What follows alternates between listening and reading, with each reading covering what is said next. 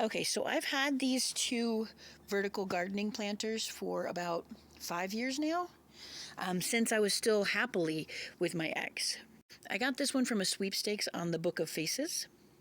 It is called the Garden Tower Project.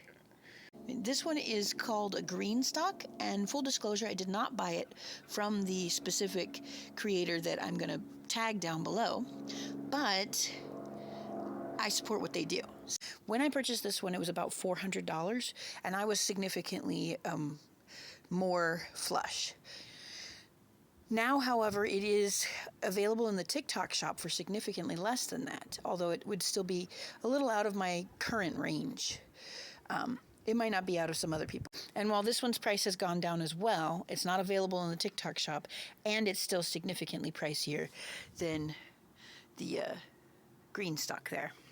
So let's talk about the planters. Both of them come in alternate colors now. Both of them take about 5 to 6 cubic feet of soil, and they both spin.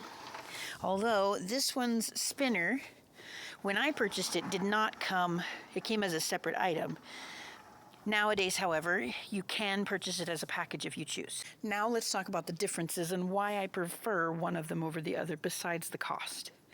So this guy, if you're watering it, you have to water all of the pockets individually, or else you water the top really heavily and the things at the bottom stay completely moist all the time, but the things at the top don't ever get quite enough water. But it does have this vermicompost tube there, so the sort of plan is to put some composting materials in there and then put some worms in there that'll help fertilize it for you. So if you're into vermicompost, this one might be the better purchase. It also has a drawer down there that catches any excess water, and you can then use that to water other things or to water this again. The bad thing is that getting this vermicompost tube to be this straight is quite a chore, and it's not intuitive, I don't think. And then once you've filled this up with soil, you're either going to have to empty it out completely every season, or you're just going to have to let all the plants stay outside. Now moving on to the green stock here. First off, every one of these is like a little bundt pan.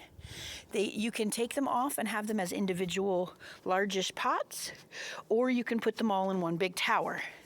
Now under each bundt pan, I don't know if you can see that gray plate there, but those are watering plates. So if you do choose to keep it separately, that's where you put the water for each individual one.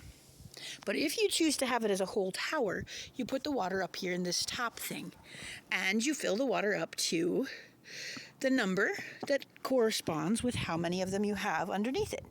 And it will automatically distribute the water fairly evenly amongst them.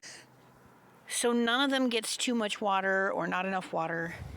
It works out really, really well. And then because they are individual separate bundt pans here, they're easy to customize and put them in whatever position you want them in your space that you have. And if it comes to winter, you can go ahead and take those in to your house or into your garage or wherever and keep any plants in them alive. But Shallon, you might be asking, why aren't there plants in it now? Why are you showing it to us without that? And that's because it just snowed 2 days ago here where I'm at. April 19th, it snowed. So it's not time yet to plant any real plants. The plants that are currently in the green stock are potatoes that I was growing inside. And the fact that they're survived is impressive, honestly. Potatoes don't usually like it that cold. Now I have put some seeds into the garden tower. I'm going to make it my herb garden. I've put some seeds that are more needy with water down at the bottom. And some seeds that can handle a little bit more of a drought situation up on the top level. And because they're still seeds, they'll be fine if it's still cold.